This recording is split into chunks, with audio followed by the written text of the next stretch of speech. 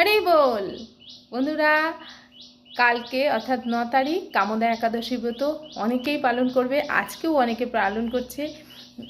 আর দুদিনে এবার একাদশী পড়েছে, কিছু কিছু জায়গায় আজকে পড়েছে আর কিছু কিছু জায়গায় কালকে। আমরা কিন্তু কাল মানে একাদশী করব। আর এই একাদশী ব্রত পালন করলে সর্বপাপ বিনাশ হয়। তাই 8 থেকে 80 সকলের প্রয়োজন একাদশী করা। পৃথিবীর সর্বশ্রেষ্ঠ ব্রত হচ্ছে একাদশী ব্রত। একাদশী ব্রত পালন করলে আর কোনো ব্রত পালন করতে হয় না। তাই সকলে আনন্দের সাথে মানে উদযাপন করো এই একাদশী ব্রত। যারা করবে ভাবছো নতুন, তারা কিন্তু কাল থেকেই শুরু করে দিতে পারো। তার জন্য আজকে আর কালকে এবং পরদিন 3 দিন অবশ্যই নিরামিষ ভোজন।